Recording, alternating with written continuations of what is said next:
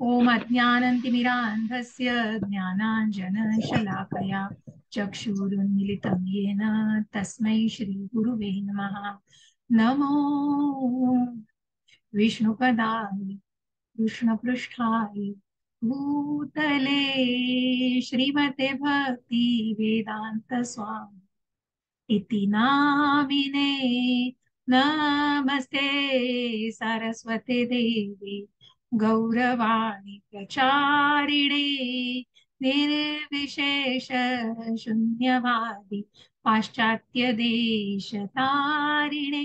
जय हो श्री कृष्ण चैतन्य प्रभु नित्यानंद श्री अद्वैत गदाधर श्रीवासादि गौर भक्त वृंद। हरे कृष्णा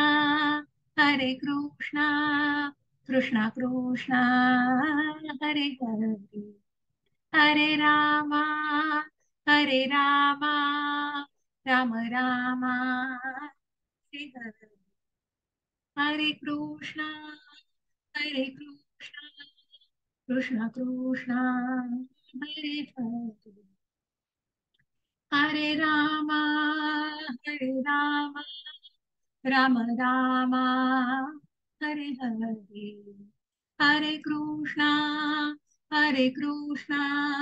कृष्णा कृष्णा हरे हरे हरे रामा राम रामा हरे हरे हरे कृष्णा कृष्णा कृष्णा हरे हरे हरे रामा राम रामा हरे हरे हरे कृष्णा कृष्णा कृष्णा हरे हरे हरे रामा राम रामा हरे हरे हरे कृष्णा कृष्णा कृष्णा हरे हरे हरे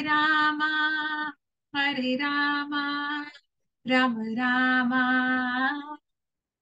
हरे हरे हरे कृष्णा। पुन्हा एकदा सगळ्यांचं खूप मनापासून स्वागत आहे आजच्या या तिसऱ्या अध्यायामध्ये। श्री श्री राधा गोविंद यांच्या चरणी साष्टांग वंदन करून साष्टांग दंडवत घालून आपण त्यांचे आशीर्वाद घेऊया। श्री श्रीला प्रभुपाद यांनाही साष्टांग दंडवत त्यांचे आशीर्वाद घेऊया या। आणि श्री नामनिष्ठ प्रभूजींनाही माझा साष्टांग दंडवत आणि या इस्कॉनच्या पूर्ण टीमला माझा सादर प्रणाम। आणि आपण आपल्या तिसऱ्या अध्यायाला सुरुवात करणार आहोत। पण जसं मी काल म्हटलं की तिसऱ्या अध्यायाच्या आधी थोडीशी उजळणी दुसऱ्या अध्यायाची। मग बरेच जण रेकॉर्डिंग ज्यांना काल एखादा दिवस जमत नाही त्यांच्यासाठी रेकॉर्डिंगही शेअर केलं जातं।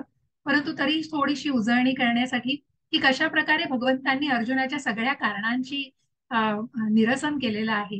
आणि प्रत्येक त्याच्या जे काही कारण होतं ज्याने तो निराश झालेला होता आणि जो विषाद मन त्याचं झालेलं होतं, विषण्ण मन झालेलं होतं, तर अशा विषण्ण झालेल्या अर्जुनाला तू असा विचार न करता कसा विचार केला पाहिजेस आणि त्या दृष्टिकोनातून म्हणून त्याचं मनोदौर्बल्य घालवून त्याचं मनोबल वाढवण्याचा भगवंतांनी प्रयत्न केला। आणि भगवंत सांगतायत राधा प्रयत्न म्हणजे भगवंत त्याचं मनोबल वाढवतायत। आणि म्हणूनच एक उत्तम आध्यात्मिक गुरु जसं म्हटलं की भगवंत ज्या अर्जुनाने भगवंतांना शरण गेलेला आहे हो, कार्पण्य दोषो पहत स्वभावा की मी मग त्यांनी मान्य केलेलं आहे की मी मी गोंधळून गेलेलो आहे आणि मला समजत नाही मी युद्ध करावं की न करावं।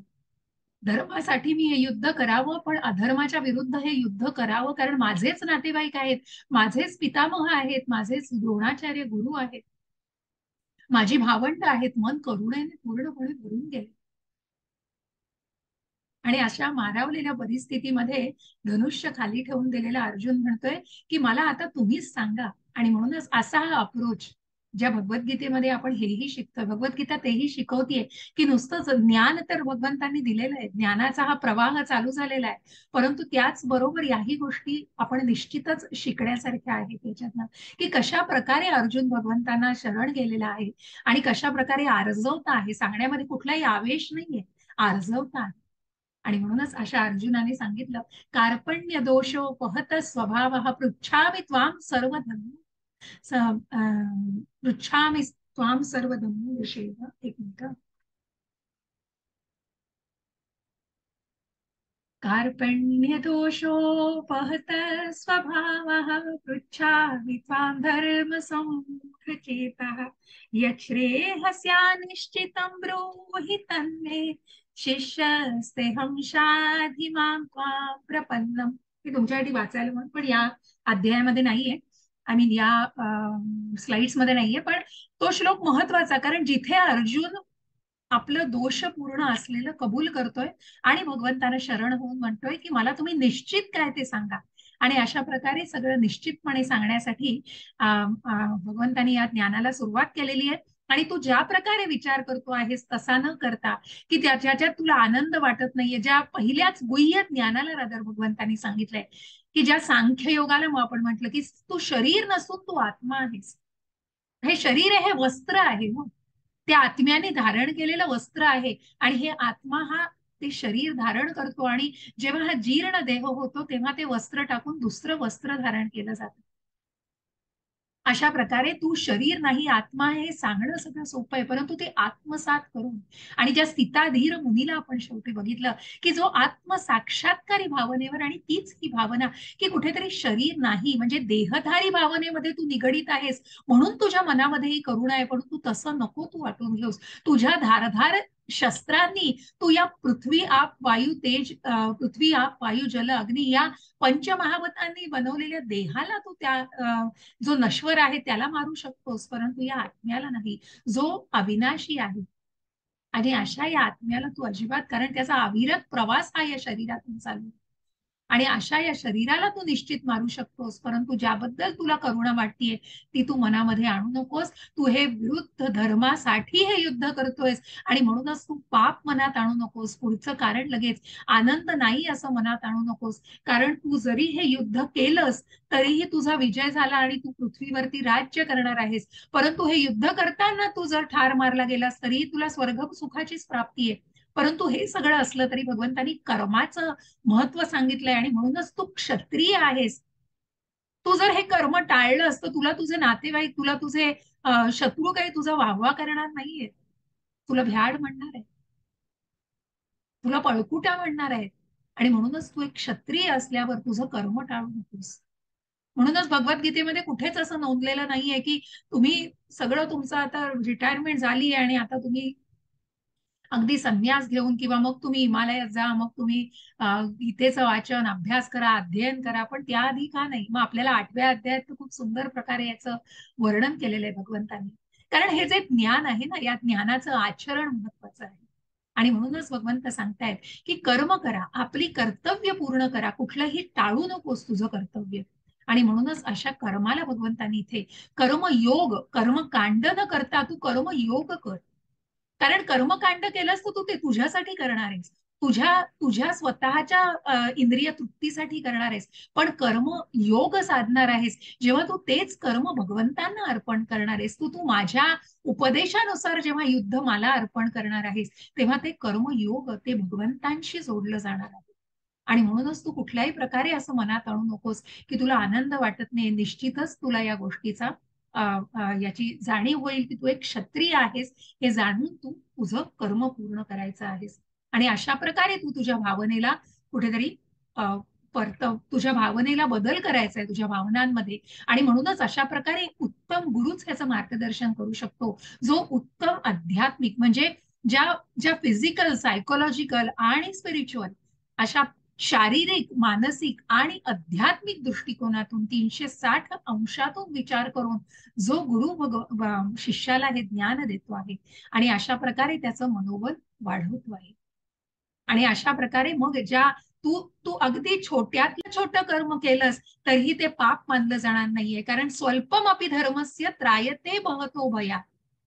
अगदी छोट्यातलं छोटं कर्म सुद्धा तुला मोठ्यातल्या मोठ्या संकटातून वाचवू शकेल. ज्या उंदीर मामाची आपण गोष्ट बघितली, आणि म्हणूनच त्या उंदराने ज्या तेलामध्ये पडल्यानंतर जसं काल माताजीने सांगितलं की त्याच इतक्या, जर आपण ते भौतिक जगामध्ये वाचलं तरी गोष्ट म्हणून वाचू, परंतु तोच आध्यात्मिक दृष्टिकोन किती महत्वाचा आहे. आणि म्हणूनच आध्यात्मिक दृष्ट्या भगवंतांसमोर भगवंतांचा दिवा विझू नये म्हणून त्या उंदराने त्याच्यामध्ये उडी मारली आहे आणि त्या ज्योतीला वाचवलेलं आहे. त्याचं उद्दिष्ट भले त्या चेरी खाण्यासाठी असेल हो, कारण तो एक प्राणी आहे आणि त्याची बुद्धिमत्ता ही तेवढ्या लेवलची. मग जेव्हा प्राणचैतन्य प्रभूजींनी भागवतामध्ये आम्हाला सांगितलं की प्राण्यांची बुद्धिमत्ता असते पण त्याला अपवाद आहेत, मग खूप अपवाद, जसं पुढे जाऊन तुम्हाला काही कथा सांगितल्या जातील, परंतु शेवटी मनुष्याचं जे इंटेलिजन्स आणि जी बुद्धी आहे ती प्राणी मात्रांची तुलना नाही केली जाऊ शकत. कारण कुठेतरी त्या बुद्धिमत्तेनेच मनुष्य कुठेतरी वरच्या स्पीसीज मध्ये, वरच्या याच्यामध्ये स्तरावरती आहे. आणि म्हणूनच तू छोट्यातलं छोटं, ज्या हनुमंताचा जय जयकार केला गेला की ज्याने भगवंतांच्या सेवेमध्ये या गोष्टी केलेल्या आहेत, ज्या विभीषणाचा जय जयकार केला गेला त्या प्रभूंच्या सेवेमध्ये ह्या गोष्टी केल्या आहेत. आणि म्हणूनच तू पाप न वाटून घेता तू ते कर्मयोग करतोयस, ते कर्म तू भगवंतांना, तू माझ्या उपदेशानुसार हे युद्ध आहे, तू एक क्षत्रिय असून तुझं युद्ध हे कर्म म्हणून कर आणि ते कर्म मला अर्पण कर, की ते निश्चितच तू योग्य प्रकारे करणार आहेस. आणि मग हे सगळं जाणून जेव्हा असमंजस झालेला, आणि त्यातलं एक कारण आपल्याला आज जाणून घ्यायचंय, ज्या पारिवारिक परंपरेला, मग ज्या वर्णाश्रम पद्धतीचा सुद्धा आज आपण संदर्भ जाणणार आहोत, आणि कशा प्रकारे यज्ञ, की प्रत्येकाने आपलं विहित कर्म कसं पार पाडलं पाहिजे. म्हणून भगवंतांनी स्वतःच्या उदाहरणादाखल सुद्धा सांगितलेलं आहे की मी जर माझं विहित कर्म पूर्ण केलं नसतं तर सगळी अराजकता माजली असती, सगळीकडे अशांतता झाली असती. आणि म्हणूनच या वर्णाश्रम पद्धतीची भगवंतांनी जी निर्मिती केलेली आहे, कुठल्याही धर्मानुसार नाही, तुमच्या जन्मानुसार नाही. आता जे केलंय हे सगळं राजकारण आहे आणि ते सगळं माणसाने केलेलं, निर्मिलेलं आहे. आपण अनेक आता पिक्चर बघतोय सध्याच्या याच्यामध्ये, आणि अनेक धर्मांच्या नावाखाली बऱ्याच गोष्टी केल्या जात आहेत. हे सगळे धर्म हे मनुष्याचे की हे कराय, सगळं मनुष्याने निर्माण केलेलं आहे. पण भगवंतांनी जे निर्माण केलेलं आहे ते फक्त गुणकर्मांनी विभागणी केली,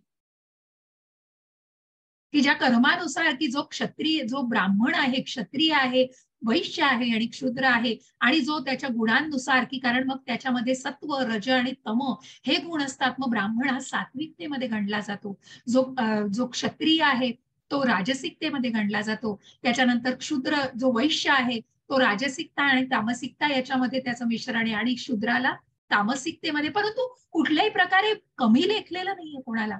आणि कुठल्याही, कारण त्याचा त्याचा उहापोह केला गेला आणि त्या गोष्टींना मनुष्याने त्या प्रकारे घेतलेला आहे. परंतु भगवंतांना सगळे सारखे आहेत, भगवंतांकडे कुणासाठीच भेदभाव नाहीये. कारण एखादी ब्राह्मणही भगवंताने शरण जाऊ शकतो, त्याचा क्षत्रिय तसाच, वैश्य तसाच, शूद्रही शरण जाऊ शकतो. आणि म्हणूनच ती वर्णाश्रम पद्धती आज आपल्याला जाणायची. त्याचं कारण म्हणूनच जो आपला विहित कर्म पार पाडतो आहे त्यामुळे निश्चितच या परंपरा नष्ट होणार नाही. आणि मग जेव्हा अर्जुन हे सगळं ऐकतोय तेव्हा अर्जुन विचारतोय मग, की मग हे सगळं जाणल्यानंतर अशी व्यक्ती आहे तरी कोण, कशी चालते, कशी बोलते, कशी वागते अशी व्यक्ती.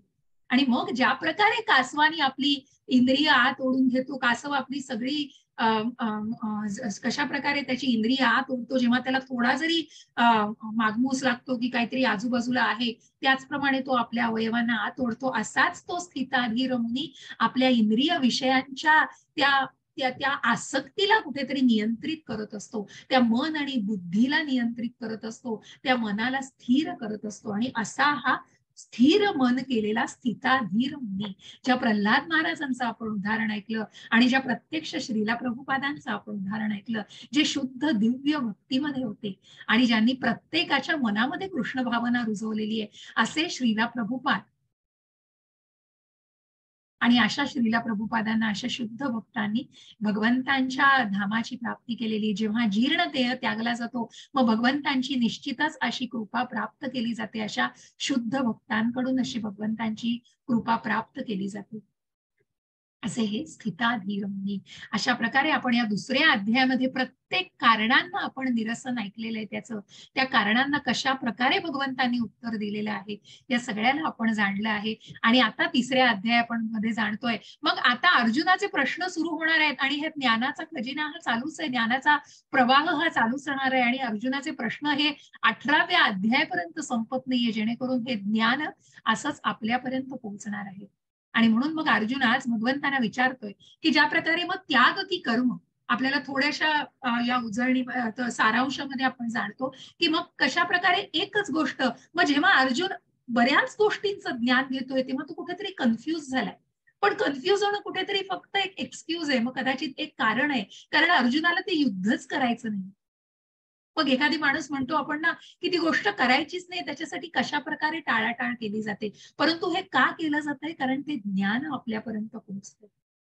आणि म्हणूनच अर्जुन कुठेतरी भगवंतांना ज्या प्रकारे सांगतोय की मला हे युद्ध करणंच शक्य नाहीये, मी हे करूच शकत नाही, आणि त्याच प्रकारे अर्जुनाला भगवंतांनी जे समजावून सांगितलेलं आहे त्यानुसार त्याच्या दृष्टिकोनामध्ये बदल होतोय आणि त्याला पडणारे प्रश्न सुरू झालेले की अनेक प्रकारचं ज्ञान घेऊन मग ज्या बुद्धियोगाला जाणलं, ज्या ज्ञानयोगाला जाणलं, की मग भगवंत तुम्ही सांगता आहात की मी शरीर नाही मी आत्मा आहे, मग हा शरीर नाही आत्मा आहे हे ज्ञान मला कुठेतरी त्यागाकडे नेते.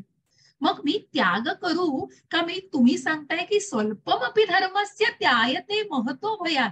मग मी जर हे कर्म हे जर मी पाप मानलं नाही आणि मी भगवंतांच्या सेवेमध्ये करतो आहे, तर मग मी ते कर्म करावं की मी तो त्याग करावा, काय श्रेष्ठ आहे ते तुम्ही मला एकम वद, मला एक निश्चित सांगा ना तुम्ही. अशा प्रकारे भगवंतांना अर्जुन विनंती करतोय. आणि मग त्या निष्काम, मग भगवंत सांगतायत की कर्मयोग कसा श्रेष्ठ आहे आणि तोही निष्काम पद्धतीने केलं जाणारं कर्म, हे निष्काम कर्म काय आहे ते आपण जाणणार आहोत. ज्या कर्मकांडात ते कर्मयोग हा प्रवास पुन्हा आपण थोडासा बघणार आहोत. आणि मग जो आदर्श व्यक्ती ज्या पारिवारिक परंपरेला धोका निर्माण होईल असं अर्जुनाला वाटतंय, तसं होणार नाही, कारण तो नेता ती आदर्श व्यक्तीनी आपलं विहित कर्म करून जर त्या आदर्श व्यक्तीनी लोकांना तसा आदर्श समोर ठेवला तर निश्चितच सामान्य जन त्यांनाच अनुसरण करत असतात. यत आचरती श्रेष्ठ. बघा, एखादी कुटुंबातील जी आदर्श व्यक्ती, कर्ता पुरुष जेव्हा आपण म्हणतो तेव्हा त्या कर्त्या पुरुषावर सगळी जबाबदारी आणि त्या कर्त्या पुरुषाच्या आचरणाला अनुसरित केलं जातं, अनुकरण नाही, कॉपी नाही केली जात, अनुसरलं जातं. तसंच भगवंतांचा हा उपदेशाचं अनुसरण करायचं, कुठलीही इमिटेशन, कुठलंही इमिटेट नाही करायचंय, कॉपी नाही करायची, तर त्या गोष्टीला आपल्याला अनुसरण करायचंय, आपल्याला त्या गोष्टी आत्मसात करायच्या आहेत. अशा प्रकारे हे सगळं सांगून, जसं कालच्या अध्यायातला थोडासा भाग मला बोलायचा राहिला की सगळं भगवंतांनी सांगितलं स्थिताधीर मुनी, पण कळतंय पण पुन्हा वळत नाहीये, कारण त्या पापी गोष्टीकडे का मन खेचलं जाते, कारण ती काम वासना जे आपण काल बघितलं, कामात क्रोधो बीजायते, की मग कामाला क्रोध निर्माण, काम क्रोधाला आमंत्रण देतोय आणि मग तो क्रोध कशा प्रकारे मनाला भ्रमात टाकतोय आणि मग ती कामवासना कशा प्रकारे बुद्धीचा नाश करते आणि मनुष्य अधःपतनाला जातोय, मनुष्य घसरतोय खाली. आणि मग त्याच्यातही सात्विकता, राजसिकता आणि तामसिकता या प्रकारे आपण पुढच्या अध्यायांमध्ये ते अजून विश्लेषित प्रकारे जाणणार आहोत. आणि इथेही आज जाणणार आहोत की ही काम वासना हा कशा प्रकारे सर्वात मोठा शत्रू.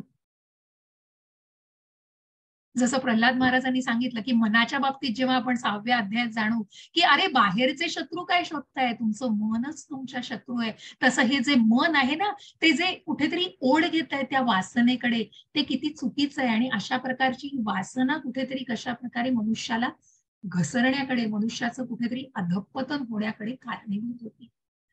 अशा प्रकारे आपण आज हा तिसरा अध्याय जाणून घेऊया.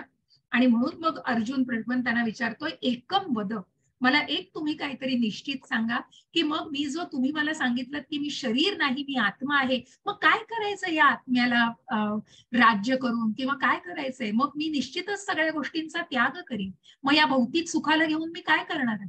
पण त्याच वेळी तुम्ही सांगताय की मी जरी एखादी कर्म केलं तर ते पाप मानलं जाणार नाही, मी जरी यापैकी कोणाचा वध केला तरी तो पाप मानला जाणार नाही, कारण मी ते भगवंतांसाठी केलेली सेवा आहे. मग मला तुम्ही निश्चित सांगा की कशा प्रकारे मी हे करायला हवंय. मग भगवंत सांगताय की तू कर्म करायचंयस, पण ते कर्म तुला तू जरी ठरवलंस की मी हे युद्ध करणार नाही आणि मी जंगलात जाऊन मी संन्यास घेणार आहे, हा तुझा मिथ्याचार ठरेल. आणि असं मिथ्याचारी भगवंतांना नकोय.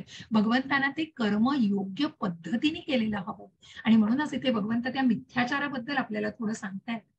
कर्मेंद्रियाणि संयम्य य आस्ते मनसा स्मरन् इंद्रियार्थान् विमूढात्मा मिथ्याचारः स उच्यते. हरे कृष्ण माताजी. हरे कृष्ण.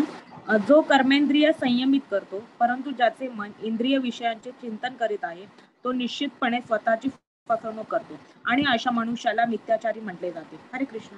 हरे कृष्ण. अहो सगळं कराल हो, हा मनुष्याने बघा, या मनुष्याला कोणी म्हणेल का हो साधू?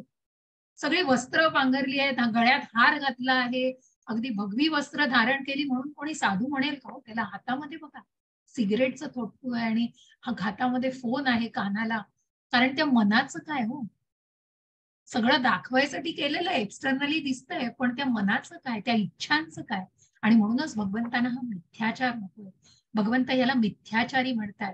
आणि म्हणूनच जो कर्मेंद्रियांना संयमित करतो, भले तो त्या इंद्रियांना कुठेतरी त्यांनी हे घालायचं नाही, चांगले कपडे नाही, भौतिक गोष्टींपासून कुठेतरी त्याग करायचा, परंतु त्या मनाचं काय हो, त्या इंद्रिय विषयांच्या इच्छांचं काय, त्या इच्छा कशा प्रकारे कंट्रोल करायच्या.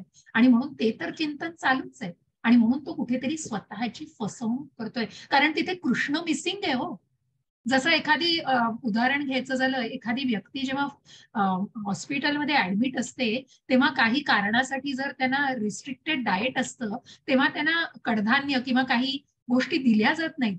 परंतु त्याचा अर्थ असा नाही म्हटला जाणार की त्या व्यक्तीने उपवास केलाय, कारण तिथे कुठे कृष्ण भावना नाहीये. त्या व्यक्तीला ते डाएट सांगितलंय, त्या व्यक्तीला ते आवश्यक आहार आहे म्हणून ते तो करतोय. परंतु जर त्यांनी म्हटलं मी उपवास करतो आहे तर तो मिथ्याचारी आहे त्या व्यक्ती. पण ती व्यक्ती आजारी आहे, त्याला ते डाएट सांगितलंय म्हणून तो करतोय, दॅट्स अ डिफरंट थिंग. आणि म्हणून ही गोष्ट वेगळ्या प्रकारे घेतली जाते. म्हणून तो मिथ्याचारीपणा भगवंतांना नकोय. मनुष्य स्वतःचीच जेव्हा फसवणूक करतो तेव्हा तो मिथ्याचारी बनतो. आणि म्हणून भगवंत म्हणतायत की अशी मिथ्याचारी व्यक्ती नसून ते ज्ञानाचं आचरण म्हणून जे काही ज्ञान घेतलं जात आहे ते या मिथ्याचारासाठी न वापरता त्या ज्ञानाचं योग्य प्रकारे आचरण, म्हणजे ते आचरण कसं केलं पाहिजे, तर ते कर्म करताना ते योग्य पद्धतीने कर्म केलं पाहिजे. कारण त्या इंद्रिय विषयांच्या आसक्तीला कुठेतरी नियंत्रित करण्याचा प्रयत्न केला पाहिजे. आणि म्हणून ते कर्मकांड स्वतःच्या इंद्रिय तृप्तीसाठी न करता ते भगवंतांना अर्पण करून आणि त्या सेवेमध्ये सर्व कृष्णार्पण आपण म्हणतो, हे फक्त म्हणून नाही तर मनापासून जो शुद्ध भावनेने ती गोष्ट करतो त्यावर निश्चितच भगवंतांची कृपा होते त्यांच्यावर. आणि मग तो मनुष्य शुद्ध सत्व अशा स्वरूपामध्ये जगत असतो. अशा प्रकारे जेव्हा यज्ञ याग केले जातात त्याला आपल्याला पुढे जाणायचं आहे, कशा प्रकारे स्वतःचे विहित कर्म केले जातात आणि हे कर्म कशा प्रकारे करणं आवश्यक आहे. जी व्यक्ती हे कर्म स्वतःच्या इंद्रिय विषयांना रोखून कुठेतरी त्या इंद्रिय विषयांच्या वासनांना रोखून ती त्याग करते आणि ती व्यक्ती जेव्हा भगवंतांची सेवा करते तेव्हा निश्चितच ते शुद्ध सात्विक स्वरूपाचं कर्म म्हटलं जातं. ते निष्काम पद्धतीने, म्हणजेच ते कुठल्याही कर्माच्या फळांची अपेक्षा न करता केलेलं कर्म असतं, कारण तिथे कृष्ण भावना असते, तिथे भगवंत असतात. आणि म्हणूनच ते कर्म योग्य पद्धतीने केलं जातं. आणि म्हणून भगवंतांना हे निष्काम कर्म इथे सांगायचंय. यस्त्वेंद्रियाणि मनसा नियम्यारभते अर्जुन कर्मेंद्रियैः कर्मयोगम असक्तः स विशिष्यते. हरे कृष्ण माताजी. हरे कृष्ण. या उलट जर एखादी प्रामाणिक व्यक्ती मनाद्वारे इंद्रियांना संयमित करण्याचा प्रयत्न करीत असेल आणि आसक्ती न ठेवता कर्मयोगाचा म्हणजे कृष्णा भावना भावित प्रारंभ करीत असेल ती व्यक्ती अधिक श्रेष्ठ आहे. हरे कृष्ण. हरे कृष्ण. आणि म्हणूनच मग इथे आपल्याला जे प्रताप रुद्र राजा दिसत आहेत चित्रामध्ये, तर त्यांनी चैतन्य महाप्रभूंच्या काळातली ही गोष्ट आहे. भागवतामध्येही वाटतं 5व्या का 6व्या कुठल्या स्कंदामध्ये त्याचा उल्लेख आहे, नक्की मी सांगेन. पण असा या भागवताच्या स्कंदामध्ये याचा उल्लेख आहे. राजा प्रतापरुद्र असा हा राजा आहे. चैतन्य महाप्रभूंच्या काळामध्ये जेव्हा चैतन्य महाप्रभू हे संन्यासी, ज्या चैतन्य महाप्रभू आपण जो महामंत्र म्हणतो, जय हो श्रीकृष्ण चैतन्य प्रभू नित्यानंद श्री अद्वैत गदाधर श्री वासादी गौर भक्त वृंद, त्या चैतन्य महाप्रभू जे प्रत्यक्ष कृष्णाचे अवतार म्हणून जन्माला आलेले 500 वर्षांपूर्वी त्यांनी हा हरे कृष्णाचा महामंत्र पृथ्वी तलावरती आणलेला आहे, ज्याचं आपण नामस्मरण करतो. हरे कृष्ण कृष्ण कृष्ण हरे हरे, हरे राम राम राम हरे हरे. 16 बीजाक्षरी असा हा जो मंत्र आहे, ज्यामध्ये प्रत्यक्ष चैतन्य महाप्रभू ज्यांनी पृथ्वी तलावरती कृष्णाचा अंश जे होते, ज्यांनी राधेच्या भावनेला जाणण्यासाठी प्रत्यक्ष कृष्णाच्या रूपात अवतार घेतलेला होता, असे हे चैतन्य महाप्रभू त्यांच्या काळामध्ये राजा प्रतापरुद्राला त्यांची भेट घेण्याची इच्छा होती.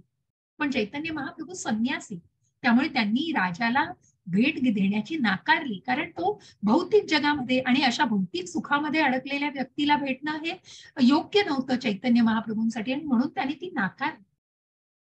परंतु मग राजा खट्टू झाला, राजाचं मन कुठेतरी त्याच्या मनाला खेद झाला.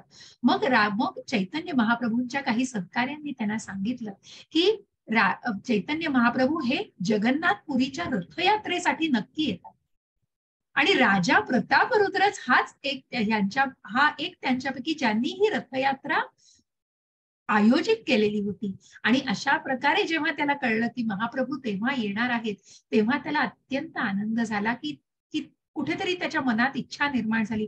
आणि ज्या वेळेला रथयात्रा होत होती त्यावेळेला प्रत्यक्ष प्रतापरुद्र राजा आपल्याला चित्रात दिसतात. राजा असून सुद्धा ज्यांनी हातात कुंचा घेऊन ते रस्ता झाडत होते, ज्या मार्गावरून रथयात्रा येणार होती. सगळ्यांना पुरीची रथयात्रा नक्कीच माहिती असेल. अशा प्रकारे जेव्हा रथ ओढला जातो त्या रथाच्या त्या सगळ्या मार्गावरती ते स्वच्छ करत होते रस्ता. आणि अशा प्रकारे जेव्हा प्रतापरुद्र राजांना चैतन्य महाप्रभूंनी बघितलं, तेव्हा ते निश्चितच त्याच्या त्या कर्मांनी प्रसन्न झालेले आहे.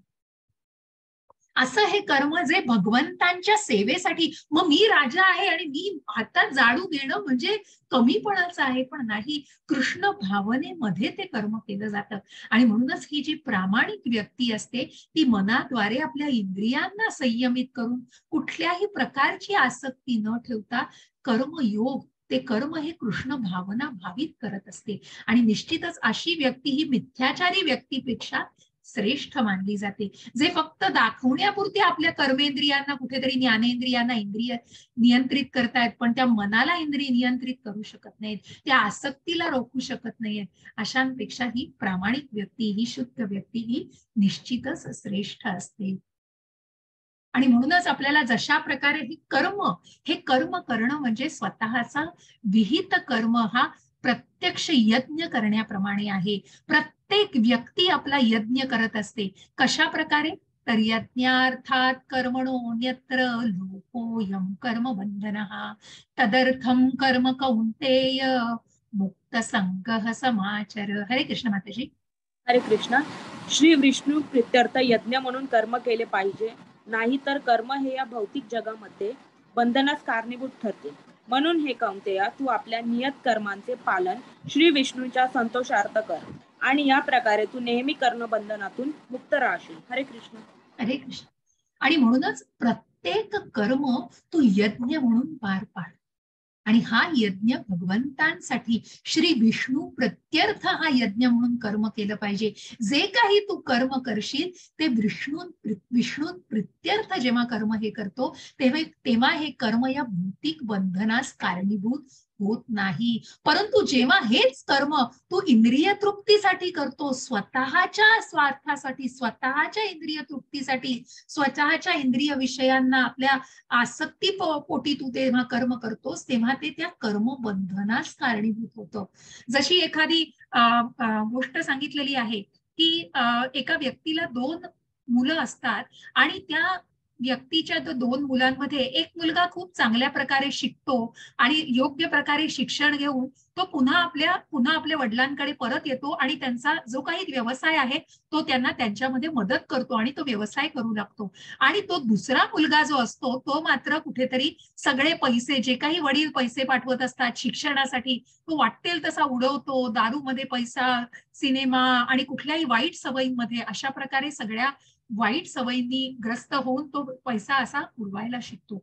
परंतु ती सगळी गोष्ट, आणि जेव्हा स्वतःसाठीच, मग स्वतःच्या तृप्तीसाठीच त्या गोष्टी सगळ्या वापरल्या जातात. आणि म्हणूनच भगवंत म्हणतायत, ज्या भगवंतांचं कर्म आणि भगवंतांना यज्ञ अर्पण करणं, ज्या विष्णूंचे आपण, की हे बीज देणारे पिता आणि हा परमात्मा आहे, त्यांना यज्ञ अर्पण करणं. म्हणून आपण जर ते कर्म यज्ञ म्हणून केलं तर ते निश्चितच आपण त्या प्रकारे फॉलो करतो आहोत. आणि जर ते आपण कर्म आपल्या इंद्रिय तृप्तीसाठी केलं, आपल्या स्वतःच्या स्वार्थासाठी केलं, तर ते कुठेतरी त्या कर्म बंधनात अडकतंय. कारण त्या कर्माची फळं आपण उपभोगतोय, त्याचबरोबर मग त्या कर्मफळांपासून येणारी भोगही भोगायला लागतात. असं या सगळ्या कर्माची गुंतागुंत आहे. आणि म्हणून ते कर्म करताना ते योग्य प्रकारे जाणून करणं किती महत्वाचं आहे. आणि म्हणूनच तू आपल्या नियत कर्मांचं पालन विष्णूच्या संतोषार्थ कर. जे काही तू कर्म करशील ते भगवंतांसाठी कर. प्रत्यक्ष आपल्याला युधिष्ठिर महाराज चित्रात दिसतायत, की युधिष्ठिर महाराज जे धर्माचं प्रतीक, सत्याचं प्रतीक, परंतु ज्यांनी उत्तम गुरुचं म्हणजे नारद मुनींचं मार्गदर्शन केलं, की ज्या राजसूय यज्ञाच्या वेळी त्यांनी मार्गदर्शन केलेलं आहे, की मी जे काही राज्य करीन, मला कृष्णाला प्रसन्न करण्यासाठी ते राज्य करायचंय, कृष्णाचं राज्य मी चालवणार आहे, आणि म्हणूनच मला हे भगवंतांसाठी करायचं आहे, असं मार्गदर्शन एक युधिष्ठिर घेतात, की जेणेकरून मी सर्वांना सुखी बघू शकेन. कारण आजकालच्या भौतिक जगात आपण बघतोय की सगळं स्वार्थापोटी, हो मी कशा माझ्या तुंबड्या भरतोय एवढं फक्त बघतोय, दुसऱ्यांना कसा अशा प्रकारे त्यातून आनंद मिळेल हे हे हे जे जाणून घ्यायचंय. कारण ते कर्म एक योग्य प्रकारे केलं जातं, ते विष्णूंना अर्पण केलेल्या यज्ञाप्रमाणे केलं जातं. आणि म्हणूनच ते विहित कर्म एका यज्ञाप्रमाणे केलं जातं, तेव्हा ते त्या कर्म बंधनातून मुक्त राहतं. असा यज्ञ म्हणजे काय? तर यज्ञ म्हणजे त्याग.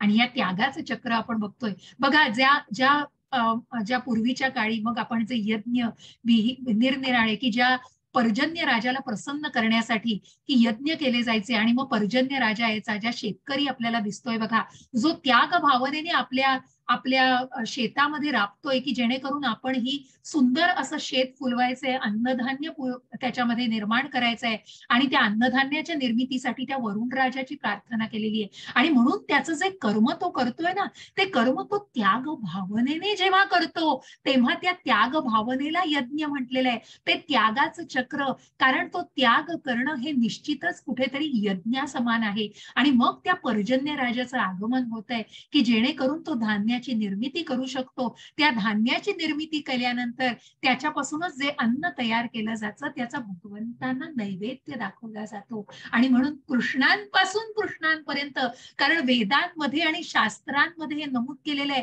की तुम्ही तुमचं विहित कर्म म्हणजे यज्ञ म्हणून जेव्हा करता, एका त्याग भावनेने जेव्हा करता, तेव्हा ती त्याग भावना अत्यंत महत्वाची आहे. एक सेकंद द्या. काय पाहिजे ती माहिती.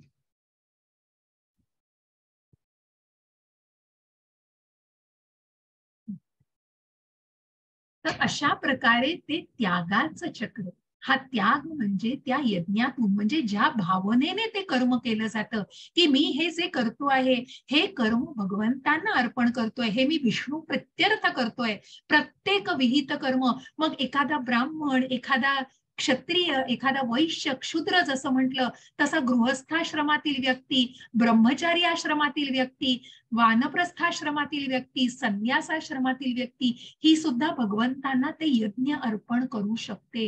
एखादी गृहस्थ सुद्धा कशा प्रकारे आपल्या पत्नी सोबत, मग ज्या कृष्ण भावना भावित अशा संतानांना जन्म देण्यासाठी जे काही कर्म, जे काही आपल्या जबाबदाऱ्या आहेत, ते त्याग भावनेने केल्या जातात. आणि त्या त्या प्रकारे त्या भावना तयार केल्या जातात. असं हे त्यागाचं चक्र. म्हणून आपलं विहित कर्म हे विष्णू प्रित्यर्थ केलं जातं. ज्या वेदांमध्ये, ज्या सर्व वेदांमध्ये हे नमूद केलेले आहे त्याप्रमाणे हे त्यागाचं चक्र. कृष्णांपासूनच हे वेद आहे. वेदांना जाणलं आणि कृष्णाला नाही जाणलं तर कुठले वेद जाणले हो. वेदांचा अंत हा भगवंत. आणि म्हणूनच या भगवंतांनी ज्या वेदांत सूत्रामध्ये आपल्याला पुढे जाऊन पुरुषोत्तमांना जाणायचंय, अशा या वेदांत सूत्रामध्ये भगवंतांनी सांगितलंय की मग कशा प्रकारे हे त्याग म्हणजे विष्णू प्रित्यर्थ ते कर्म केलं जातं आणि कशा प्रकारे तो यज्ञ करून मग ते नैवेद्यासमान जेव्हा भगवंतांना अर्पण करून ग्रहण केलं जातं तेव्हा ते योग्य पद्धतीने ग्रहण केलं जातं. म्हणून प्रभुपाद सांगतात, जरी नॉनव्हेज खाणारे, मांसाहार हा निषिद्ध मानलेला आहे, परंतु म्हणून व्हेजिटेरियन खाणारे सुद्धा सगळे योग्य नाही, पण जे भगवंतांना अर्पण करून जेव्हा तेच अन्न नैवेद्य स्वरूपामध्ये ग्रहण केलं जातं तेव्हा ते योग्य प्रकारे ग्रहण केलं जातं. नाहीतर तो मनुष्य देखील पापालाच भक्षण करतो आहे. म्हणून ती कृतज्ञतेची भावना महत्वाची आहे. आणि अशा प्रकारे या त्यागाच्या चक्राला आपण जाणलेलं आहे. असं हे विहित कर्म जाणलेलं आहे.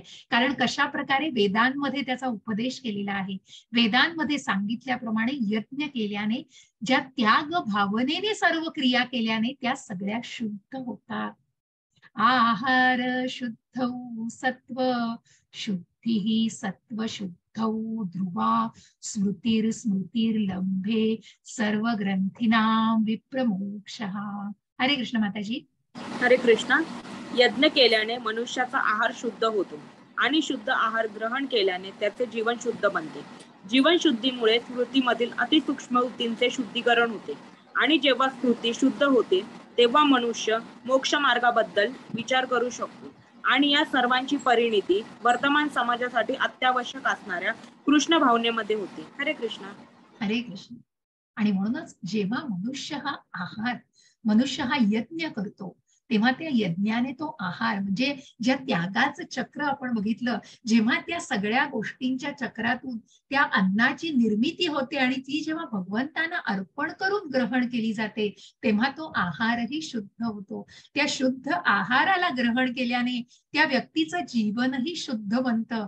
त्या शुद्ध जीवनामुळे त्याच्या शरीरातील स्मृती या अतिसूक्ष्म उती पेशी यांचं सुद्धा शुद्धीकरण होतं आणि त्यामुळे तुमची स्मृती शुद्ध होते. आणि स्मृती शुद्ध होते तेव्हा मनुष्य मोक्ष मार्गाबद्दल विचार करू शकतो. कारण मग त्या कुठेतरी स्वतःला माझ्यासाठी हे हवंय, माझ्यासाठी ते हवंय या गोष्टींपासून कुठेतरी ती कृतज्ञतेची, ज्यांच्यापासून ती ग्रॅटिट्यूड, त्या क्रिएटर बद्दल ते ग्रॅटिट्यूड, तो निर्माता कोण आहे, जे भगवंत आहेत आणि म्हणूनच ते ग्रॅटिट्यूड महत्वाचं आहे. अशा प्रकारे ती कृतज्ञता व्यक्त केली जाते आणि मग त्या मोक्ष मार्गाबद्दल मनुष्य विचार करू लागतो. कारण कुठेतरी स्वतःच्या इंद्रियांना तृप्त करण्याविषयीची भावना त्या कृष्ण भावनेमध्ये बदलली जाते आणि तिथे कृष्ण येतो. आणि म्हणूनच वर्तमान समाजासाठी अत्यावश्यक अशा कृष्ण भावनेमध्ये त्याचं रूपांतर होतं.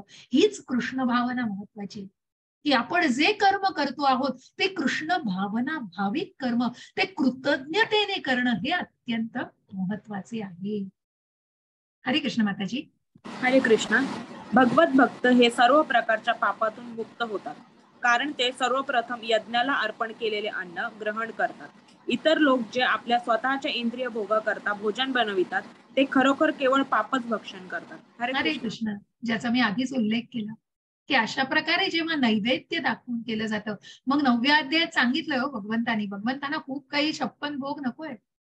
पत्रम पुष्पम फलम तोयम. भगवंतांना एक पान, फूल, फळ किंवा अगदी एक पळीभर पाणी मनापासून अर्पण केलं तरी भगवंत भक्तीचे भुकेलेत हो. आणि म्हणूनच ते महत्वाचं आहे. आणि म्हणून ते जे कृतज्ञतेच्या भावनेने भगवंतांना नैवेद्य अर्पण करावं, नैवेद्य अर्पण करून मग तो जेव्हा ग्रहण केला जातो तेव्हा निश्चितच तो योग्य पद्धतीने आहार ग्रहण केला जातो. आणि म्हणूनच अशा प्रकारे सगळ्या प्राणी मात्रांना मग या कलियुगाचा काही यज्ञ आहे जो हे सगळे नामस्मरण करता आहेत. हरे कृष्ण माताजी. हरे कृष्णा. सर्व प्राणी मात्र अन्नधान्यावर जगतात जे पावसापासून उत्पन्न होते. पाऊस यज्ञापासून उत्पन्न होतो आणि यज्ञ विहित कर्मातून कर्मापासून उत्पन्न होते. हरे कृष्ण. हरे कृष्ण. आणि म्हणूनच या चक्रामध्ये आपण ते बघितलं कशा प्रकारे पाऊस त्या त्यागापासून निर्माण झालाय.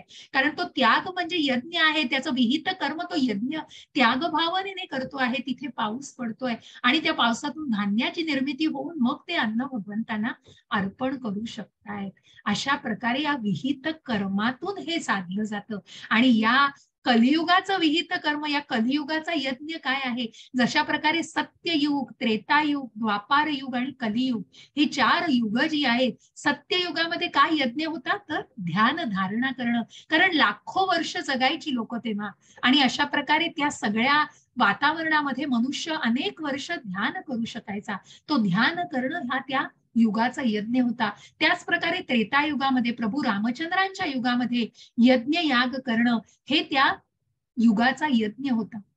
आहुती देणं, यज्ञ करणं, या प्रकारे ते यज्ञ केले जायचे. हेच द्वापार युगामध्ये मंदिरांमध्ये पूजा अर्चना केली जायची. अशा प्रकारे त्या द्वापार युगाचे यज्ञ होते. कलियुगाचा यज्ञ काय आहे, ज्या चैतन्य महाप्रभूंनी कलियुगाचा हा महामंत्र सांगितलेला, कलियुगाला हा महामंत्र सांगितलेला आहे. तर अशा प्रकारे हा जो हरे कृष्णाचा महामंत्र आहे, हा नामस्मरण या मंत्राचं नामस्मरण करणं हा या कलियुगाचा यज्ञ आहे. यज्ञैहि संकीर्तन प्रायैर यजंतीहि सुमेधसः. श्रीमद भागवतांच्या 11व्या स्कंदातील 5व्या अध्यायामधील 32वा श्लोक आहे हा. आणि म्हणूनच भगवंतांनी सांगितलंय तिथे की ज्या चैतन्य महाप्रभू, मग जसं मी सांगितलं की प्रत्यक्ष चैतन्य महाप्रभू हे जे आपल्याला दिसत आहेत, हे राधा राणी जी कुठेतरी मग तुम्हाला याचं ज्ञान पुढे जाऊन जेव्हा तुम्ही पुढच्या टप्प्यांवर अभ्यास कराल तेव्हा निश्चित अजून सखोल पद्धतीने जाणू शकाल. पण कुठेतरी संक्षिप्त स्वरूपामध्ये तुम्हाला सांगायचा प्रयत्न करते, ज्या चैतन्य महाप्रभूंनी राधेला जाणण्यासाठी जी गोप भगवंतांच्या अगदी निकट, मग ज्या गोपिकांबद्दल आपण वृंदावनातले ऐकतो, ज्या कथा आहेत कृष्णा पुस्तकामध्ये त्यांच्याविषयी आणि ज्या काही पास टाइम्स आहेत त्या गोपींबद्दल, अशा सगळ्या गोपी, मग त्या गोपी कृष्णांच्या इतक्या निकट होत्या. त्यापैकी राधा राणी ही सर्वात निकट भगवंतांच्या, आणि इतकं अमाप प्रेम केलेलं होतं की त्या प्रेमाला तो जो माधुर्य रस आहे तो आपल्या अनाकलनीय, आपल्या आकलन शक्तीच्या पलीकडे आहे. हा जो माधुर्य रस आहे, आणि म्हणूनच त्या राधेचं ते तत्व, म्हणून कृष्ण राधा हे वेगळे नाही. हरे कृष्ण कृष्ण कृष्ण हरे हरे. हे राधे मला तू कृष्णाच्या भक्तीत ठेव, असं आपण या मंत्रातून सांगतो आहोत. आणि म्हणूनच त्या चैतन्य महाप्रभूंनी या राधेचं तत्व जाणण्यासाठी प्रत्यक्ष श्रीकृष्णांचा अवतार घेतलेला आहे. कारण त्या राधेचं ते प्रेम आणि ते माधुर्य प्रत्यक्ष भगवंतही जाणू शकले नाहीत. ते तत्व जाणून घेण्यासाठी प्रत्यक्ष पृथ्वी तलावरती श्री चैतन्य महाप्रभूंच्या अवतारामध्ये त्यांनी प्रकट झालेले आहे, तो अवतार घेतलेला आहे. आणि अशा प्रकारे त्यांनी जो हरे कृष्णाचा महामंत्र आणलाय की जेणेकरून आपण त्या शक्तीला आपल्यामध्ये आणतो. हरे कृष्ण कृष्ण कृष्ण हरे हरे, हरे राम राम राम हरे. अशा या मंत्रातून आपण आपलं मनस सामर्थ्य वाढवू शकतो. आणि म्हणूनच अशा प्रकारे या जो त्याच्या आधी पंचतत्व मंत्र म्हणतो त्याच्यामध्ये आपण चैतन्य महाप्रभूंचा उल्लेख करतो. श्रीकृष्ण चैतन्य प्रभू नित्यानंद, जे बलराम हे त्यांचे विस्तार आहेत. बलराम हा प्रभू नित्यानंद हे बलरामांच्या अवतारामध्ये आहेत. आणि अद्वैत गदाधर आणि श्रीवासादी यापैकी जे वासादी आहेत ते भक्तांचं प्रतिनिधित्व करतायत, आणि अद्वैत आणि गदाधर जिथे प्रत्यक्ष शिव आणि नारद मुनींचा अवतार आहेत, हे ह्या आंतरिक शक्ती आहेत भगवंतांच्या. आणि अशा प्रकारे या 5ही जणांचं स्मरण करून आपण नंतर हरिकृष्णाचा महामंत्र म्हणतो. जय हो श्रीकृष्ण चैतन्य प्रभू नित्यानंद, श्री अद्वैत गदाधर श्रीवासादि गौर भक्तवृंद. हरे कृष्ण कृष्ण कृष्ण हरे हरे, हरे राम राम राम हरे हरे. अशा प्रकारे आपण यज्ञानाम जप यज्ञोस्मी 10व्या अध्यायामध्ये या यज्ञाबद्दलची माहिती आपण अजून जाणून घेऊया. मग या हरिकृष्णाच्या महामंत्राबद्दल 6व्या अध्यायात आपल्याला अजून जाणून घेता येईल कशा प्रकारे हा जप केला पाहिजे, कशा प्रकारे याला फॉलो करण्यासाठी मग काय त्याचे नियम आहेत, काय नाही आहे, असे आपण निश्चित अजून सखोलपणे जाणून घेऊया. आणि म्हणून मग भगवंत कर्माविषयी सांगताना पुढे सांगतायत. हरे कृष्ण माताजी. हरे कृष्ण. म्हणून कर्मफलांवर आसक्ती न ठेवता मनुष्याने कर्तव्य म्हणून कर्म केले पाहिजे, कारण अनासक्त होऊन कर्म केल्याने त्याला परमेश्वर प्राप्ती होते. हरे कृष्ण. हरे कृष्ण. आणि म्हणूनच ज्या स्थिताधीर मुनींना आपण बघितलं, जे चैतन्य, जे श्रीला प्रभुपाद, की जे कर्मफळांवर आसक्ती, मग जे कृष्ण भावना प्रत्येकाच्या मनामध्ये रुजवायची होती, तिथे कुठेही आसक्ती नव्हती हो. तिथे कुठेतरी मला या पासून काहीतरी मिळणार आहे, मला हे हवंय, मला ते हवंय म्हणून हे करतोय नाही, तर मनुष्याने कर्तव्य म्हणून ही कृष्ण भावना प्रत्येकाच्या मनामध्ये रुजवून असा समाजाला निर्मिती, अशा समाजाची निर्मिती करायची आहे. हे कर्तव्य म्हणून जेव्हा मनुष्य करतो, तेव्हा ते कर्तव्य म्हणून कर्म केलं पाहिजे, कारण अनासक्त होऊन कर्म केल्याने त्याला परमेश्वराची प्राप्ती होते. आणि म्हणून ज्या ज्या चौथ्या कारणाला आपण जाणणार आहोत ते इथे पुन्हा दिलंय. कशा प्रकारे या व्यक्तीचं अनुसरण, जे मी तुम्हाला सुरुवातीला सांगितलं, आणि मग अशाच व्यक्तीचं अनुसरण केलं जातं जी व्यक्ती योग्य प्रकारे आदर्श असं आचरण करत असते. आणि म्हणून जेव्हा भगवंत अर्जुनालाही तेच सांगतायत की तू एक क्षत्रिय आहेस, तू युद्ध कर, तू जर युद्ध केलं नाहीस, पळकुटेपणा दाखवलास, तर तुला बघून तुझ्याच पक्षातील सगळे राजे रजवाडेही तोच विचार करतील, राजे, की मग अर्जुन पळून गेलाय, आपण तरी युद्ध कसं करावं. आणि म्हणूनच एक आदर्श व्यक्ती पण, आणि म्हणून त्याचं अनुसरण कसं केलं जातं. यद्यदाचरती श्रेष्ठ तत्तदेवेतरो जनः सयत् प्रमाणं कुरुते लोकस्तदनुवर्तते. हरे कृष्ण माताजी. हरे कृष्ण. श्रेष्ठ व्यक्ती जे जे करते त्याचे अनुसरण सामान्य जन करतात. आपल्या अनुसरणीय कृत्यांनी ती जे जे आदर्श घालून देते त्यानुसार सारे जग कार्य करते. हरे कृष्ण. हरे कृष्ण. आणि म्हणूनच सामान्य जन त्याचं अनुसरण करतात. ज्या काही अनुकरणीय, जसं मी तुम्हाला म्हटलं की गोवर्धन पर्वत भगवंतांनी उचललेला आहे, म्हणून उद्या जर कोणी स्वतःला दैवी मानायला लागलं तर मग उचलून दाखवा गोवर्धन पर्वत. शक्य आहे का ते? आजकालच्या जगात या तथाकथित ज्या मायावादी, की ज्यांना भगवंतांच्या अस्तित्वालाच मानायचं नाहीये, आणि मग स्वतःला कुठेतरी स्वतःला दैवी शक्ती, मी देव आहे, आणि ज्या शक्ती स्वतःमध्ये असल्याचा दावा केला जातोय, त्यांना निश्चितच या गोष्टींची जाण करून देणं आवश्यक आहे की अनुकरण नाही करायचंय भगवंतांनी केलेल्या. मग ज्या शिवांनी जेव्हा समुद्रमंथन झालं तेव्हा जे विषप्राशन केलं, ते विषप्राशन जर तुम्ही आम्ही सामान्य माणसांनी एक थेंब विष जरी पोटात गेलं तर मनुष्य मृत्यू पावतो हो, अशी परिस्थिती आहे.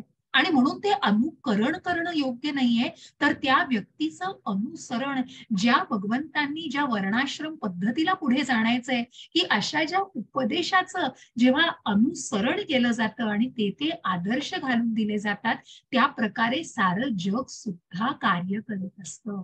आणि म्हणूनच भगवंत प्रत्यक्ष स्वतःचं उदाहरण दाखल सांगतायत की कशा प्रकारे अनुकरण करायचं नाहीये, तर भगवंतांनी दिलेल्या उपदेशाचं अनुसरण जर केलं तर प्रत्यक्ष भगवंत सांगतायत, मीही माझं विहित कर्म करून जर अशा प्रकारे योग्य विहित कर्म पार पाडलं नसतं तर मी कुठेतरी अराजकतेला निमंत्रण दिलं असतं, आणि म्हणूनच या सगळ्या गोष्टींसाठी मी कारणीभूत झालो असतो. म्हणून प्रत्यक्ष भगवंत एका आदर्श व्यक्तीचं उदाहरण म्हणताय. हरे कृष्ण माताजी. हरे कृष्ण. घराणेशाहीचा नाश. मी जर नियत कर्म केले नाही तर हे सर्व ग्रहलोक नष्ट होऊन जातील. अनावश्यक लोकसंख्या उत्पन्न करण्यास मीच कारणीभूत होईल आणि त्यामुळे सर्व प्राणी मात्रांच्या शांततेचा मी विनाशक होईल. हरे कृष्ण. हरे कृष्ण. अशा प्रकारे भगवंत सांगतायत, मी जर अशा प्रकारे माझं कर्म योग्य पद्धतीने जर केलं नाही तर निश्चितच ही गोष्ट कुठेतरी त्या अराजकतेला निमंत्रित करेल. आणि म्हणूनच एका योग्य पद्धतीने कशा प्रकारे ती गोष्ट केली पाहिजे, तर ज्या वर्णाश्रम पद्धतीला आपण सांगितलं की गुण आणि कर्माने कशा प्रकारे योग्य अशा ब्राह्मण, क्षत्रिय, वैश्य आणि शूद्र अशा प्रकारे सर्वांनी आपलं विहित कर्म जर योग्य पद्धतीने पार पाडलं तर ते कुठल्याही प्रकारच्या घराणेशाहीच्या नाशाला कारणीभूत होणार नाही. आणि म्हणून हे योग्य पद्धतीने जाणून घेणं निश्चितच आवश्यक आहे. पुढे सांगतायत भगवंत, या कर्माविषयीच आपल्याला जाणायचं आहे आज. हरे कृष्ण माताजी. हरे कृष्ण. नियत कर्माच्या फलामध्ये आसक्त असणाऱ्या अज्ञानी मनुष्यांचे मन विचलित होऊ नये म्हणून विद्वान व्यक्तीने त्यांना कर्म थांबविण्यास प्रेरित करू नये. या उलट भक्तिभावाने कर्म करून त्याने त्या लोकांना म्हणजे कृष्ण भावनेच्या यथावकाश विकासासाठी सर्व प्रकारच्या कार्यामध्ये युक्त करावे. हरे कृष्ण. हरे कृष्ण. आणि म्हणून ज्या व्यक्ती मग नियत कर्मांच्या फलांमध्ये आसक्त, म्हणजे काय तर सकाम कर्मांमध्ये, मग जे निष्काम कर्म करतायत ते कृष्ण भावनेमध्ये करतायत, कारण कृष्णाला ते कर्मच अर्पण केलंय. पण जे सकाम कर्मात करतायत ते फक्त थोडा भाग भगवंतांना अर्पण करतायत, परंतु तरीही भगवंत सांगतायत की अशा व्यक्तींना नाकारू नका, अशा व्यक्तींना ते कर्म थांबवण्यास प्रेरित करू नये, कारण कुठेतरी ते टप्प्याटप्प्याने त्या निष्काम कर्मावर येऊ शकतात. सकाम कर्मातून ती निष्काम कर्माची भावना ते प्रेरित करू शकतात. आणि म्हणूनच त्यांना कुठेतरी भक्तिभावाने कर्म करून त्या लोकांना यथावकाश पद्धतीने त्या अशा प्रकारच्या कार्यामध्ये, की मग ती एखादी शेतकरी असू दे, एखादी कृषी व्यक्ती, एखादी म्हणजे शेतकरी व्यक्ती, एखादी व्यापारी असू दे, की मग जे तुम्ही उत्पन्न करता आहात त्याचा थोडा भाग तुम्ही भगवंतांना कृतज्ञतेने अर्पण करा. अशा प्रकारे त्या व्यक्तीला चांगल्या मार्गावर ते कर्म योग्य पद्धतीने करण्यास प्रेरणा द्यावी.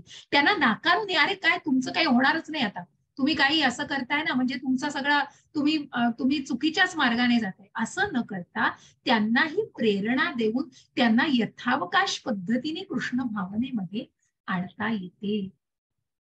हरे कृष्ण माताजी. हरे कृष्ण. मिथ्या अहंकाराच्या प्रभावाने मोहित झालेला आत्मा स्वतःलाच कर्माचा करता समजतो, पण वास्तविकपणे प्रकृतीच्या 3 गुणाद्वारे कर्मे केली जातात. हरे कृष्ण. हरे कृष्ण.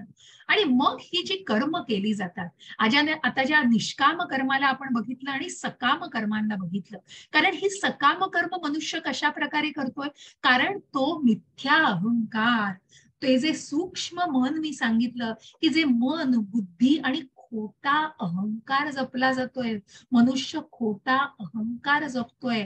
आणि म्हणून त्या खोट्या अहंकाराने तो का मोहित झालाय, कारण ज्या प्रकृतीला आपण पहिल्या अध्यायात बघितलं की 5 विषय कुठले, ईश्वर, जीव, प्रकृती, त्या प्रकृतीमध्ये हे जे काम, क्रोध आणि लोभ आहेत याच्यामध्ये मनुष्य अडकलेला आहे.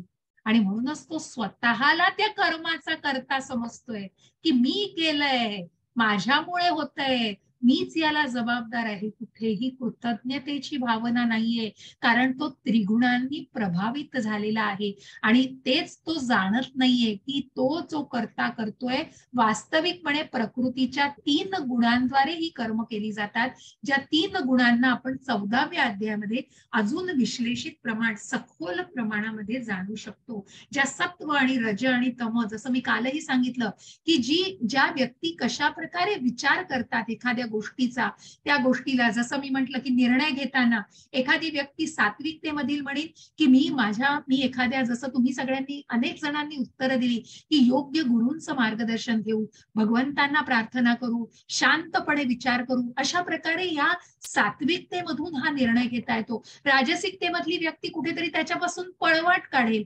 तामसिकतेमधली व्यक्ती तर त्याच्या खूप पलीकडे असेल, कारण ते कर्मच करायचं नाहीये. मग त्याला अनेक गोष्टी, कारण तो निश्चय घेणं तर बाजूला, पण ते गोष्ट न करण्याच्याच मागे असणार. मग कशा प्रकारे त्याच्यातनं पळवाट काढता येते, अशा या सात्विक, राजसिक आणि तामसिक या 3 गुणांच्या प्रभावाने तो करता काम करत असतो. हे आपल्याला 18व्या अध्यायात पण खूप सुंदर प्रकारे समजवलेलं आहे. आणि म्हणूनच अर्जुन भगवंतांना विचारतायत आता की ही सगळी कर्म करताना मग एखादी व्यक्ती, चांगली व्यक्ती पण का पापकर्मामध्ये खेचली जाते, एखादी सात्विक व्यक्ती, एखादी निर्मळ विचार करणारी व्यक्ती सुद्धा का त्या गोष्टींनी किंवा सात्विकतेमध्ये नसली तरी ती व्यक्ती कशा प्रकारे पापाकडे खेचली जाते. हरे कृष्ण माताजी. हरे कृष्ण. अर्जुन म्हणाला, हे वृष्णीवंशजा, कशामुळे मनुष्य त्याची इच्छा नसतानाही जणू काय बळेच पापकर्मे करण्यास प्रेरित होतो. हरे कृष्ण. हरे कृष्ण. आपण बघतो आजकालच्या जगात, जे आपल्याला भौतिक जगात अगदी काय म्हणतात धडधडीत उदाहरण आहे तो, की जर मनात नाहीये, त्या वाटेने जायचं नाहीये, तरी खेचलं जातंय त्या पापकर्मामध्ये, त्या नेटवर्कमध्ये अडकलं जातंय, त्या सायकलमध्ये, त्या गोष्टीमध्ये अडकला जातोय मनुष्य. का? त्याचं कारण काय? सगळ्यात मोठा शत्रू, अनिच्छन बलात् सगळ्यात मोठा शत्रू कोण आहे? कारण मग ज्याप्रमाणे मग त्या श्लोकावरनं आपल्याला हा अर्थ जाणायचा आहे. धूमेनाव्रियते बर्हि यथा दर्शो मलेन च यथोल्बेनावृतो गर्भस् तथा तेनेदमावृत्तम. हरे कृष्ण माताजी. हरे कृष्ण. ज्याप्रमाणे धुराने अग्नी, धुळीने आरसा आणि वाऱ्याने गर्भवेष्टीला जातो, त्याचप्रमाणे जीव या कामाद्वारे विविध प्रमाणात आच्छादिला जातो. हरे कृष्ण. हरे कृष्ण. ज्याप्रमाणे एखाद्या आरशावर धूळ साठलेली असते, आरसा हा धुळीने आच्छादला जातो. आग जी असते, अग्नी जो असतो तो धुराने आच्छादला जातो. आणि एखाद्या गर्भाला ज्याप्रमाणे वारेचं वेष्टन असतं, वारेने तो गर्भ वेष्टिलेला असतो, त्याचप्रमाणे हा जो जीवात्मा आहे ना, तो या कामाद्वारे वेगवेगळ्या प्रमाणात आच्छादिलेला असतो. मग सात्विकतेत, राजसिकतेत आणि तामसिकतेत तो वेगवेगळ्या प्रमाणामध्ये आच्छादिलेला असतो. पण त्या काम वासनेने तो कुठेतरी आच्छादिलेला असतो. कारण ही जी प्रकृती आहे ना, भौतिक प्रकृती, ती माया आहे, ती मोह माया आहे. आणि म्हणून हा काम, क्रोध, लोभ याच्यामध्येही मनुष्य अडकलेला असतो. मग त्याला कशा प्रकारे ती भावना जोपासायची, कारण त्या आच्छादलेल्या गोष्टीला कशा प्रकारे जाणायचंय.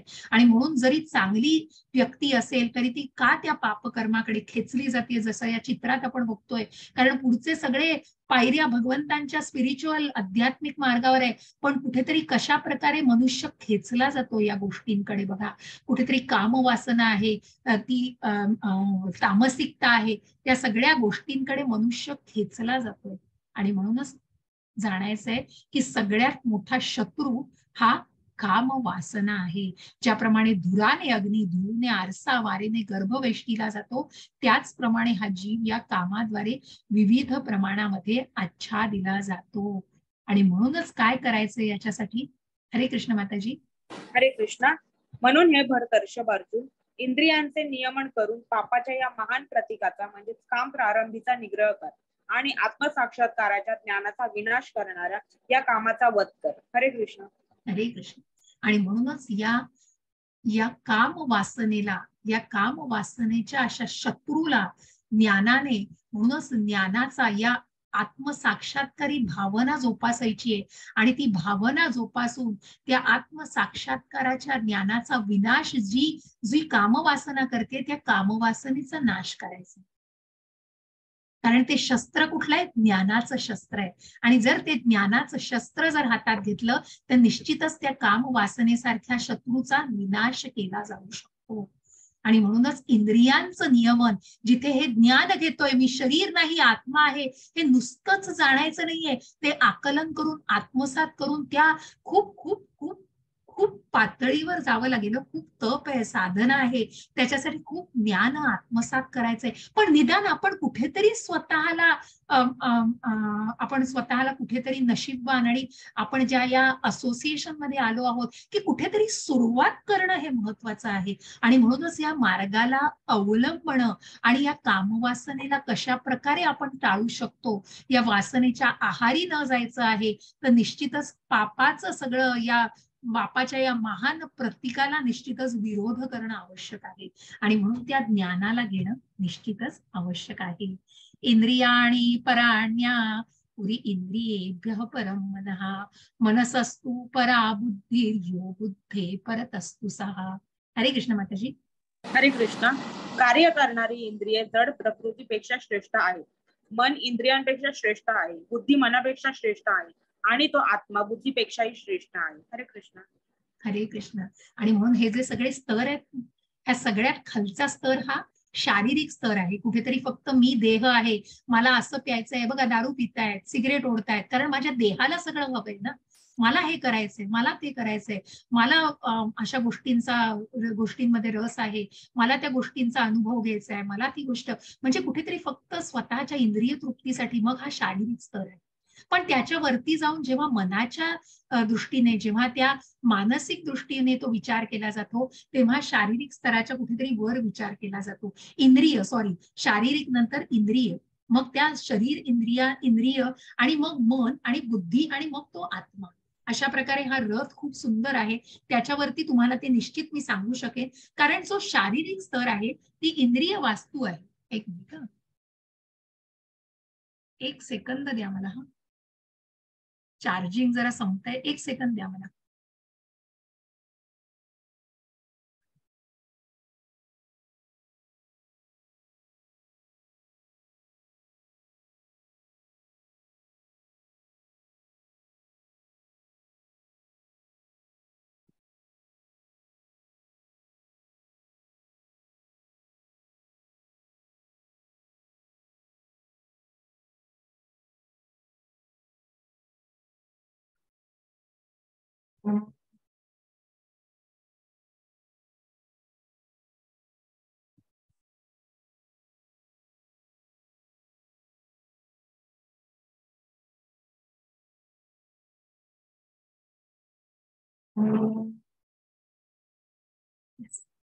क्षमस्व, कारण आपल्याला मध्ये अडथळा आला असता म्हणून मी चार्जिंग लावलं लगेच. तर अशा प्रकारे ही जी आकृती आहे ही आपल्याला खूप स्पष्ट करते ते स्तर. आणि म्हणून ज्या प्रकारे म्हटलं की शरीर वस्तू, मग ज्या प्रकारे ही इंद्रिय, एक मिनिट, ज्या प्रकारे ही मन बुद्धी, की जे इंद्रिय आहेत, जी ज्ञानेंद्रिय आणि कर्मेंद्रिय आहेत, त्याच्या पुढे त्याची ज्या ज्या ज्ञानेंद्रियांना आपण बघतोय, जे डोळे आहे, नाक आहे, त्यानंतर जिव्हा आहे, कान आहे, आणि हा स्पर्श ज्ञानाची ही स्किन म्हणजे त्वचा आहे, अशी ही ज्ञानेंद्रिय, त्या ज्ञानेंद्रियांना कुठेतरी काय बघायचंय, काय ऐकायचंय, काय खायचंय, काय कशा प्रकारे स्वतःला तृप्त करण्यासाठी नाही तर कसं ते जाणायचंय, या सगळ्याचं नियंत्रण, कारण त्या इंद्रियांना नियंत्रण करण्यासाठी त्याच्या दोऱ्या त्या मनाच्या हातात आहेत, आणि त्या मनाला कोणाच्या, त्या मनाच्या दोऱ्या ह्या बुद्धीच्या हातात आहेत. आणि या बुद्धीला हा आत्मा फक्त बघतोय, कारण त्या आत्म्याला आध्यात्मिक अन्नाची गरज आहे.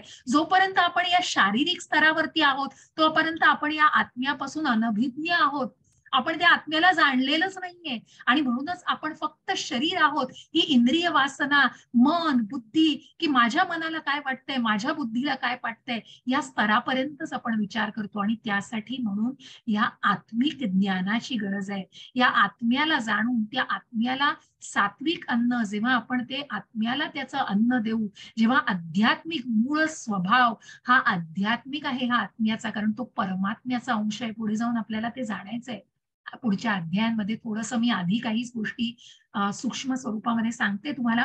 आणि म्हणूनच खूप सुंदर पद्धतीने हे जोडलं गेलेलं आहे, की जेव्हा ते इंद्रियांना नियंत्रण करायचं असेल, मनाच्या दोऱ्या बुद्धीला नियंत्रित करायचं असेल, तेव्हा त्या आत्मिक पातळीवर विचार करणं हे अत्यंत आवश्यक आहे. आणि म्हणूनच नुसतं देहधारी भावनेमध्ये न जगता जेव्हा त्या आत्म्याला धार्मिक अन्न, जेव्हा आध्यात्मिक अन्न दिलं जाईल, तेव्हा ती बुद्धी, मन आणि इंद्रिय यांना सुद्धा तितकंच काबूत आणलं जाईल आणि त्यांच्यावरती नियंत्रण मिळवलं जाईल. असं हे निश्चितच शक्य आहे. अशा प्रकारे आपण या स्तरांना जेव्हा बघतो तेव्हा सगळ्यात हा आध्यात्मिक स्तर म्हणजे हा आत्म्याचा स्तर. हा आत्मा हा आध्यात्मिक आहे, मूळ आध्यात्मिक आहे, हे जाणणं गरजेचं आहे. खूप सुंदर कठोपनिषदामधली जी आकृती आहे, पुढे जाऊन आपल्याला 13व्या अध्यायातच याचं सुंदर अध्ययन करायचं आहे, की हा आत्मा आणि परमात्मा एकाच झाडावरती बसलेत, पण तो आत्मा इतका सगळं खाण्यामध्ये गुंगलेला आहे, परमात्म्याकडे लक्षच नाही. त्याचप्रमाणे आत्मिक पातळीवर आपण जर विचारच नाही केला मनुष्याने, मी शरीर नाही मी आत्मा आहे, मी शरीर नाही मी शरीरच आहे, मी आत्मा नाही मी शरीरच आहे, तर त्या देहधारी भावनेशी निगडीतच सगळ्या गोष्टी केल्या जातात. मग ते इंद्रिय, मग ती मन आणि बुद्धी, कशा प्रकारे आपण मग बघितलं, कामाला क्रोध, क्रोधाला कशा प्रकारे मोह, आणि मग ती आसक्ती कशा प्रकारे मन आणि बुद्धीचा नाश करून अधःपतनाकडे वळते. म्हणून ती इंद्रिय, मन आणि बुद्धी हे जे सूक्ष्म मन आहे, सूक्ष्म शरीर आहे मनुष्याचं, याला नियंत्रण करणं किती गरजेचं आहे. त्याच्या दोऱ्या त्या हातात राखणं हे निश्चितच, तो रथामध्ये आरूढ झालेल्या त्या आत्म्याला जाणणं हे निश्चितच आवश्यक आहे. म्हणून सगळ्यात मोठा जो शत्रू आहे काम वासना, त्याचा ज्ञानाने निश्चितच नाश करायचा आहे.